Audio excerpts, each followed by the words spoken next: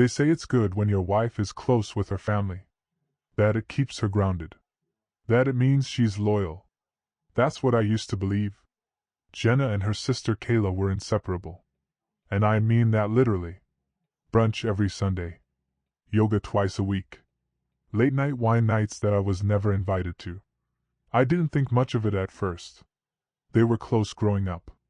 Only 2 years apart, and raised by a single mom who always said, "All you'll ever have is each other."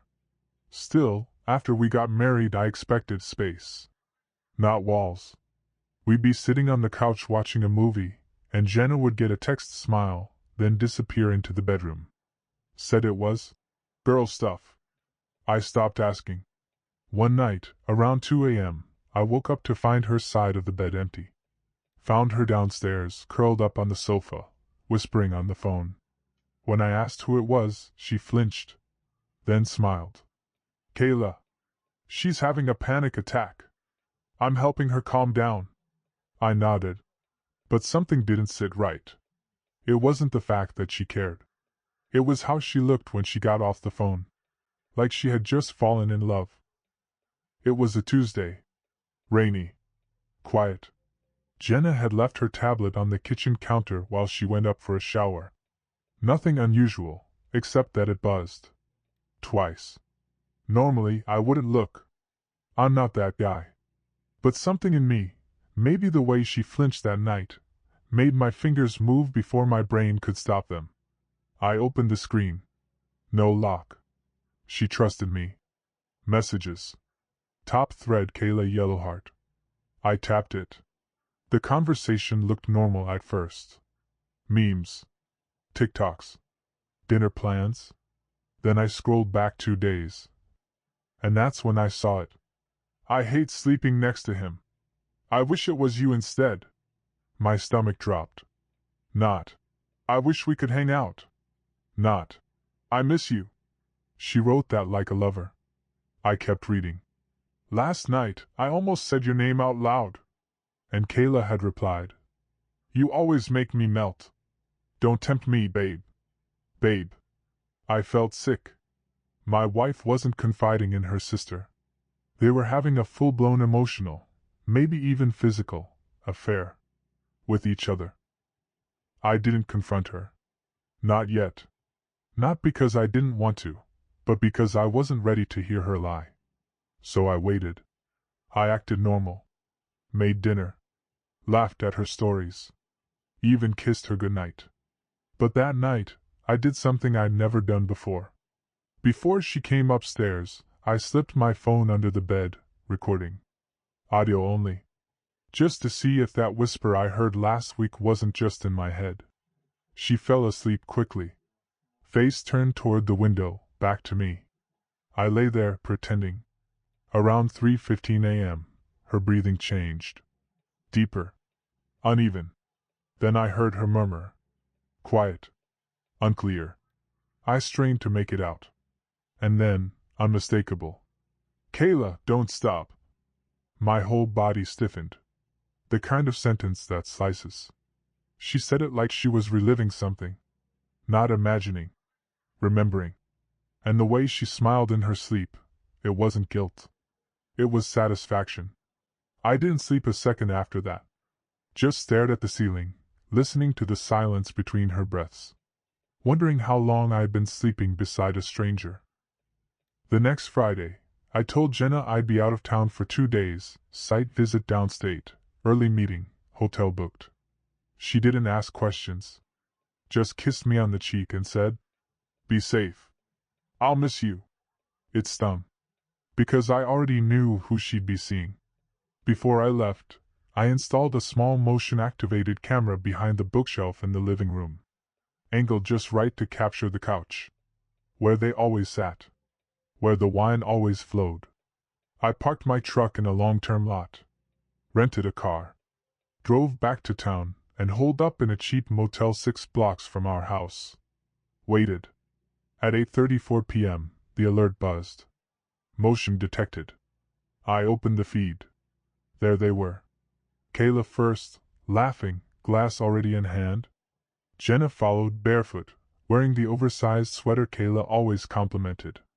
They curled into each other like muscle memory. Then it happened. Kayla reached out and tucked a strand of hair behind Jenna's ear. "He really bought that work trip crap." Jenna giggled. "He buys everything." My stomach clenched. They sipped, talked, whispered, then silence, just movement. Kayla leaned in. They kissed. Not like sisters. Like lovers. And then I heard it. "When are we telling him?" "We're not," Jenna whispered. "He's the reason we can be together. And the longer he doesn't know, the longer we don't have to feel bad." I walked in without knocking. Kayla nearly dropped her glass. Jenna turned white. They were still on the couch, close, legs tangled, wine half full, like nothing was wrong. I didn't shout. I didn't ask. Why? I just pulled out my phone, opened a video file, and hit play. The room filled with their voices, soft, intimate, unfiltered. "He really bought that work trip crap. He buys everything." Kayla stood, shaking. Jenna looked like she'd been shot. But I didn't look at them. I looked through them. "I gave you everything," I said. "And this is what you protect?" Jenna finally spoke. You weren't supposed to find that. You weren't supposed to." "Be what?"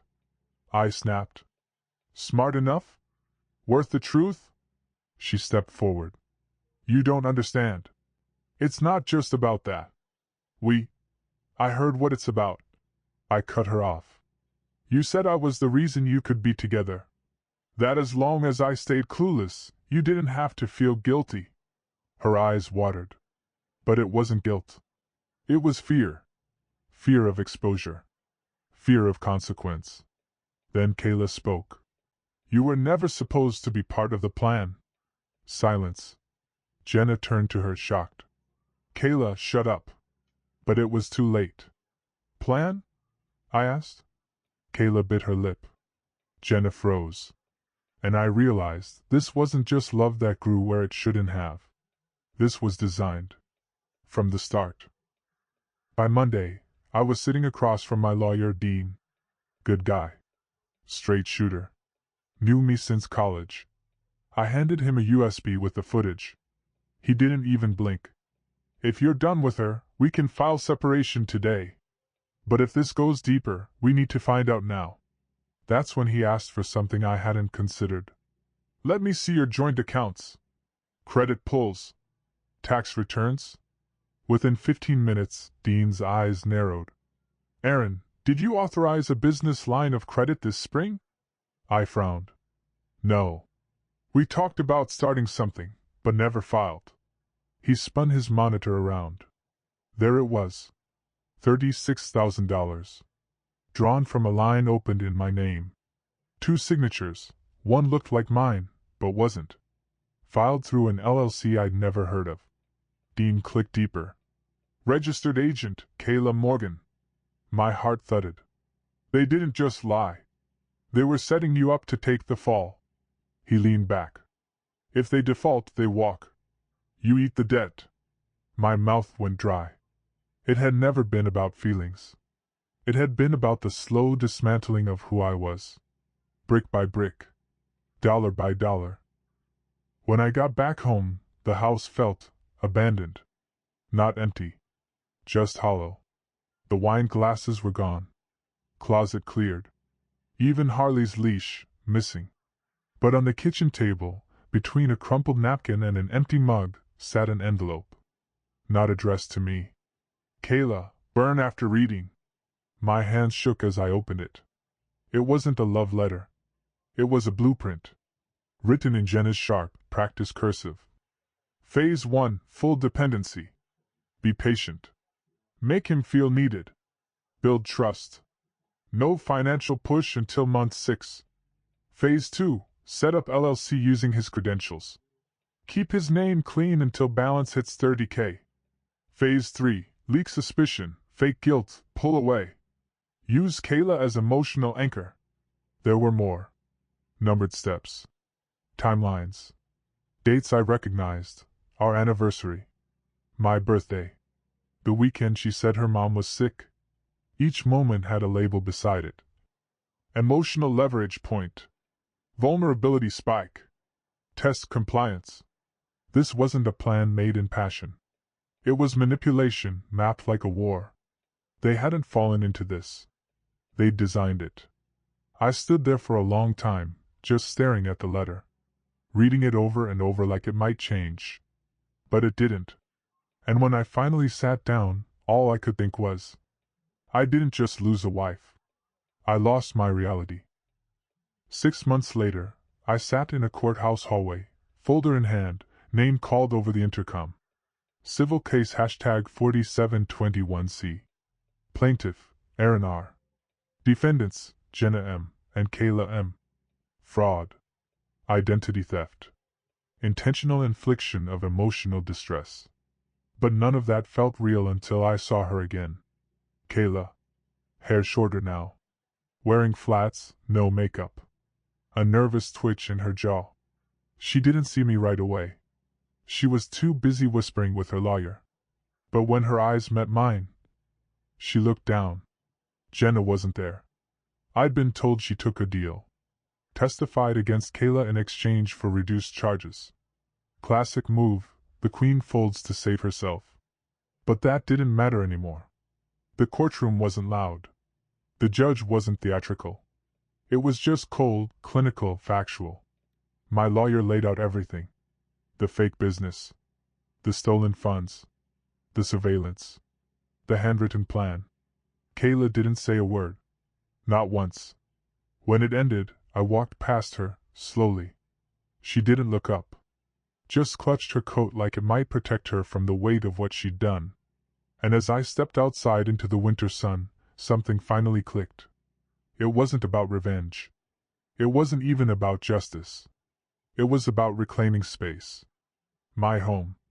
My name. My story. And I wasn't going to let anyone rewrite it again. The end.